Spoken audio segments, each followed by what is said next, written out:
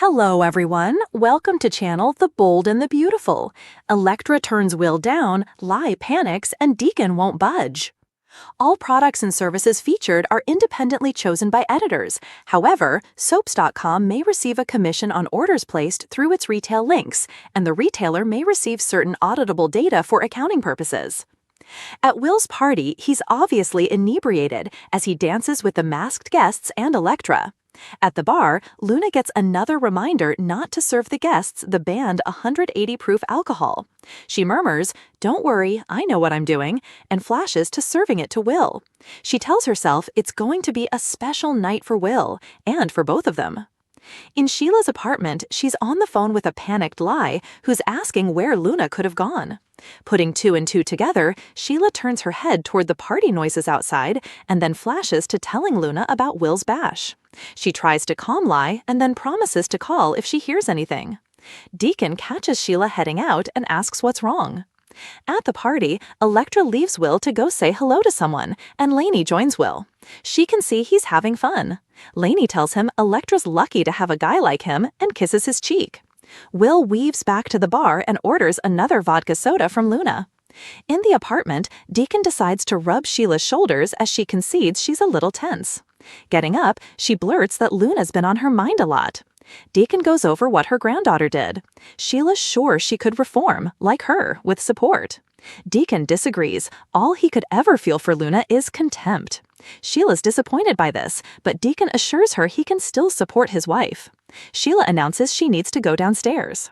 Back at the bash, by the bar, Electra and Zende laugh about wearing masks. Will slurs that Electra's is unique. He can spot her from a mile away. Luna serves his vodka soda, and they all snack on Sheila's lady toes. The group then discusses Sheila and Luna being psychos. Having no idea she's alive and listening in, Electra expresses relief that they never to have to deal with Luna again. Luna mutters, "That's what you think." Spotting her grandmother, Luna hides. Will and Electra thank Sheila for throwing a good party. She congratulates him and wanders off. Luna lurks as Will pulls Electra into a private spot to kiss. He wants her to come back to his place. Electra wants to wait. She wants him, just not tonight. Removing her mask, she says it's time for her to go. After, Will whines to his guests about Electra leaving. Zende talks him out of going after her. Will lurches to the bar to order, and Deacon's prompted by his concerned peers to cut him off. The owner convinces the younger man to come up to his extra apartment and sleep it off. Once they've gone, Luna picks up Electra's abandoned mask and smiles. The moon had always been patient with the earth, but tonight she found herself restless. High above the darkened fields, Luna glowed brighter than usual, her silver light spilling gently through the cracks of a small cabin window. Inside, curled beneath a woolen quilt, Will slept soundly, his breathing steady, his face softened in dreams. Luna tilted her glow toward him, like a mother leaning over a crib. She had watched him for many nights now, this boy who often wandered beneath her light. His thoughts were always loud when he was awake. His heart seemed tangled with questions, fears, and half-formed hopes. But in sleep, Will's face was smooth as still water, and Luna adored the rare calmness that touched him then. Will was not aware of her vigil. How could he be? To him, the moon was only a faraway lantern, sometimes bright, sometimes hidden. He never guessed that she watched with purpose, that she listened when he whispered his secrets into the night, thinking no one heard. Luna remembered the evenings when Will would sit on the porch steps, eyes lifted to her. His voice would drop low, confiding things he told no one else. "I don't know if I'll be enough," he had murmured one night, the words trembling on his lips. Another time, he confessed, "I feel small, like the world is too big for me to matter." Those words had pierced her silver heart, and ever since she had lingered longer above his home, reluctant to leave until dawn pried her away.